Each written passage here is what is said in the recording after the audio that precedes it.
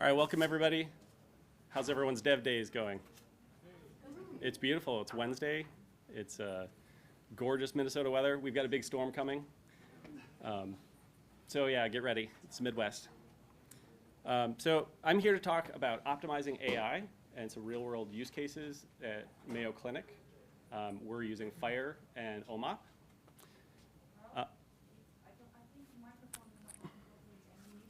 Oh yeah.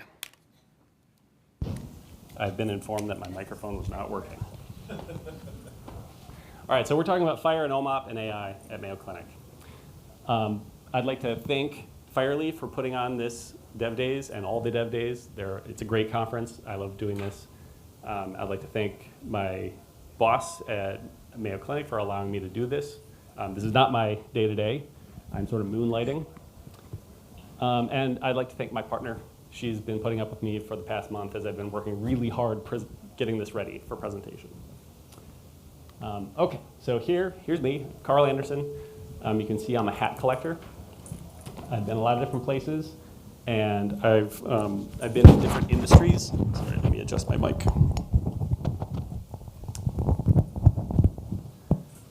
I've been in and out of healthcare data, big companies, small companies, and I've collected a large bag of tricks. Is that better? Okay. All right. So some background on Mayo Clinic. It's a very large institution. It has a ton of data. And they've put their philosophy of always putting the needs of the patient first into practice. They've been doing this for 100 years, and that's led to a pretty good reputation that's well-deserved.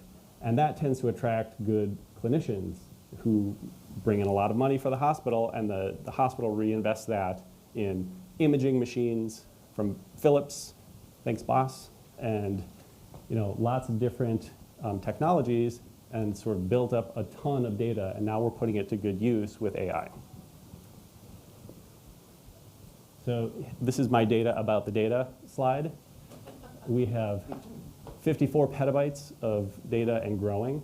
A large portion of that is imaging data, but there's a lot of notes, and there's a lot of historical data, and a ton of FHIR. We have like 1 trillion records in our GCP FHIR store.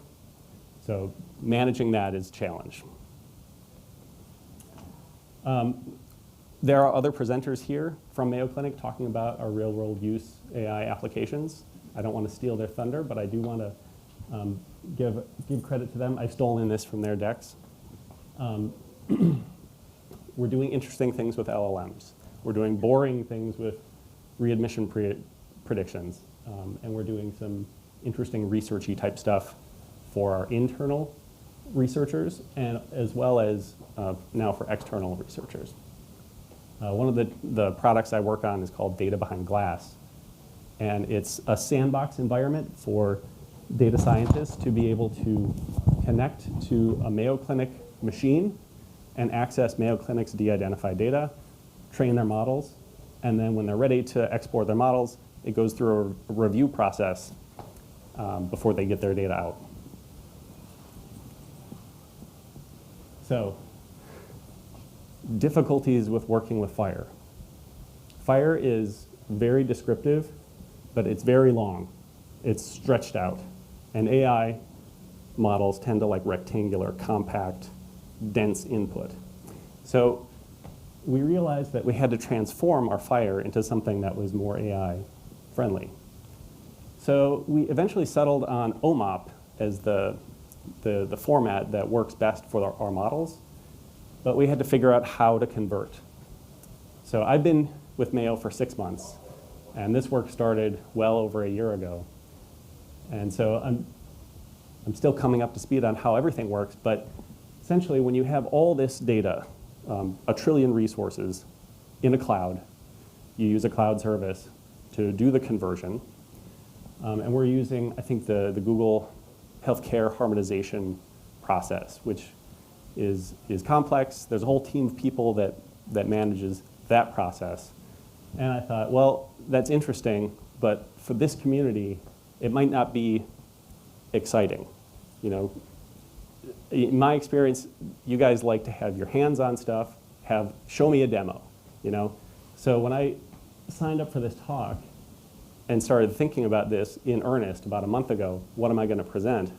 I didn't want to just talk about the way Mayo does it. I wanted to actually build a FHIR server and then produce an OMOP database that had like a Rosetta Stone translation from one to the other.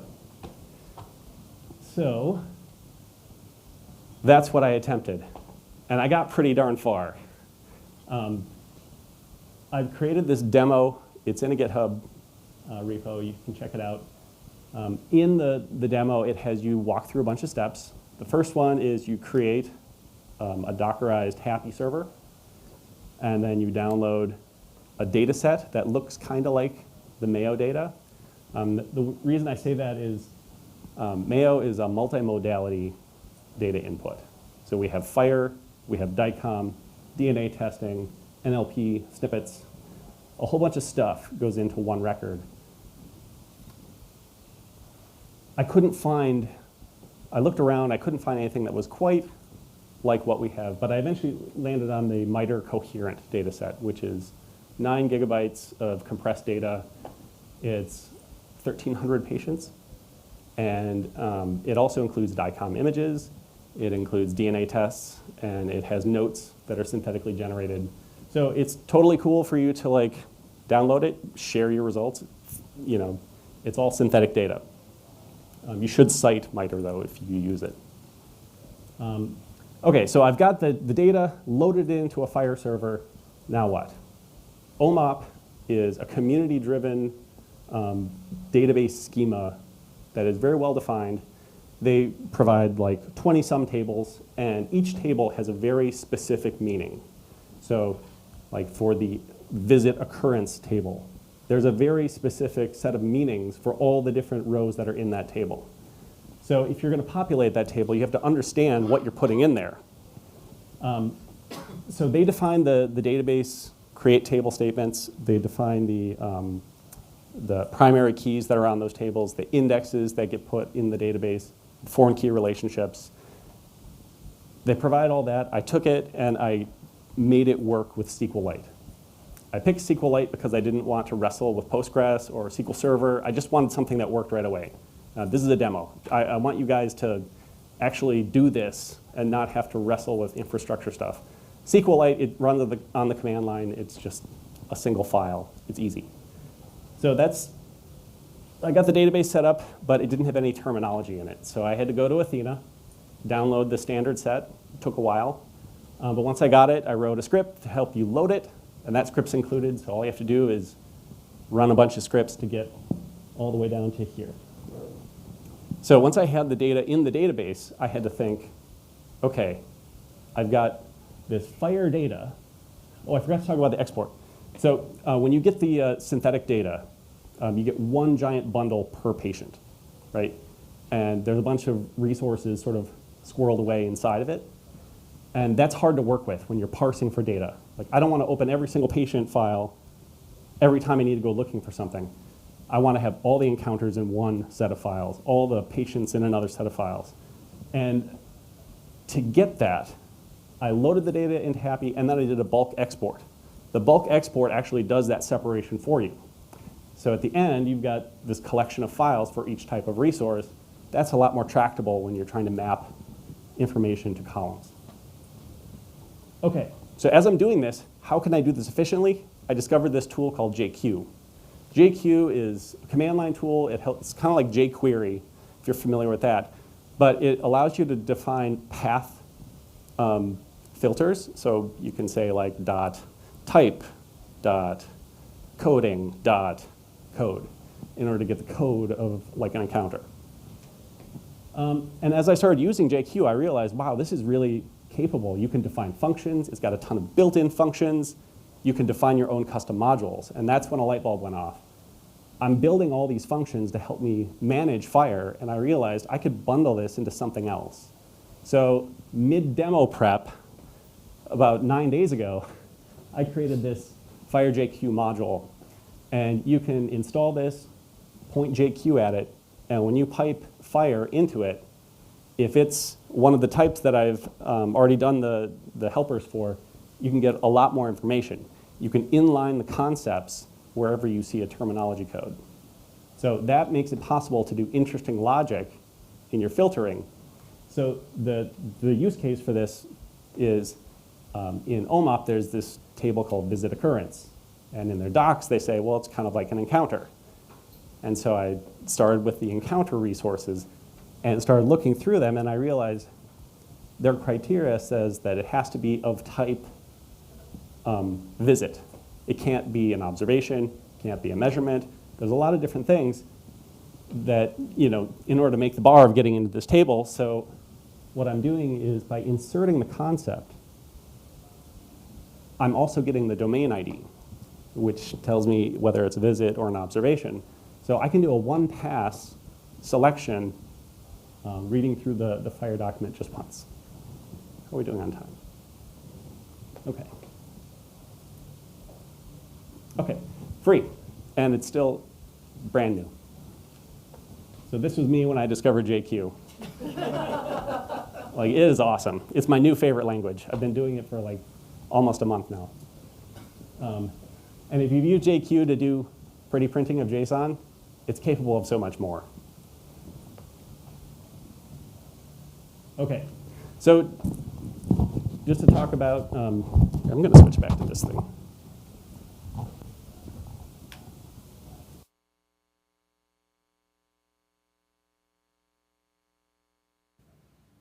Better? Okay. Sorry if there were audio issues. Oops, let me go back. Okay. So to set some expectations, you're going to need like 70 gigs of SSD on your laptop to do this, because the data is compressed, it unpacks, it's big, and it should be an SSD because you're going to be writing to disk a bit, and you don't want to be waiting for a platter. There are a few tools you need to install: SQLite, JQ, and I'm using the Z-standard library for compression because it's way better than gzip. But that's it. Oh, and Docker. So Docker is sort of the biggest hurdle for entry into this. If you haven't set up Docker on your machine before, it can be complex. But once you have Docker and all those things, you can get through the first half of this demo in about 2 or 3 hours, and most of that time is just spent waiting for downloads to finish or loads to complete. So you can do it, while you're in meetings or whatever. I would never have done that. Okay. So, and in my repo, in the demo repo, I've got about 5 mappings completed. I've completed location, practitioner, encounter. I think there's one more. But I've done that basically in the last day or two. So I think I've got enough momentum, I can get a lot further. But my goal with this demo is to be able to have that Rosetta Stone of having a FHIR server and the equivalent in OMOP. And I don't want to be the only one doing this, so this is an open call to, I'm looking for partners in crime here. And I want to make sure that we get the nuances right of OMOP and FHIR, because there's a lot of nuance and a lot of complexity. In data warehousing, we talk about ETL, and T stands for transform, but in this case, it's translation, because both systems are nuanced and complex. Oh, I think it skipped that last slide. But once you have an OMOP database, there's a whole ecosystem of tools to help you visualize the data. So that should be an incentive for anyone who's just looking to see what's in their FHIR server, not necessarily if you're going to do AI. This is, there's incentive to get to OMOP. Okay, how are we doing?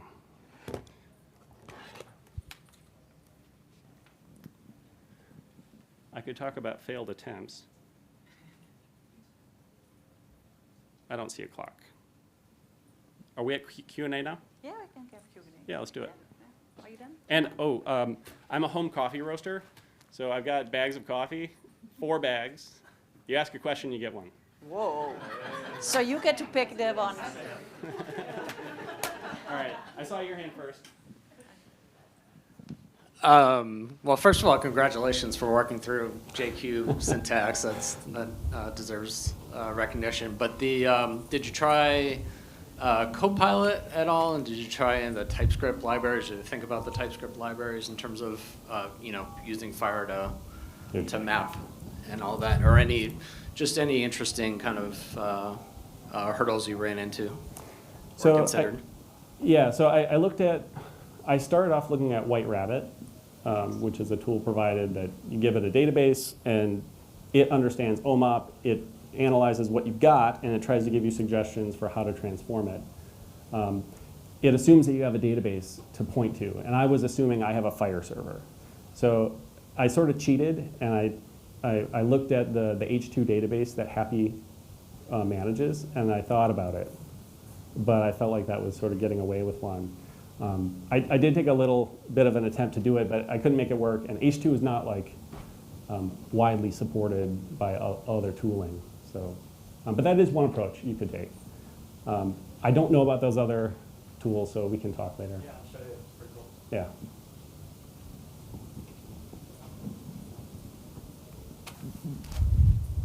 Thanks for the presentation. Could you elaborate? Yeah, sure. Could you elaborate on the differences between FHIR and OMOP, and what makes OMOP better for, I guess, machine learning pipelines or AI pipelines? Right. So I think part of the problem is a lot of the algorithms and tools for AI expect a data frame. They expect a rectangular piece of data. As far as I know, there's not NumPy on FHIR. If you had that, you'd be golden. But the other nice thing about OMOP is there's a lot of thought that goes into the content of each table. So you can make some assumptions about the meaning of the data, the semantics of a row from this table. If it's there, it means something. And I think that's attractive from research perspective. So the tooling works really well with rectangular data, and I think there might be a little bit of extra benefit there with the meaning. It is mature. I'm so glad that you mentioned research. I'm from the NIH, and many of our clinical researchers use, OMOP as their common data model to store their data. I'm curious, is the work here that you did unidirectional? Is it only FHIR to OMOP, or could we potentially use it to go OMOP to FHIR? Yeah, so at Mayo Clinic, we do round trip with caveats.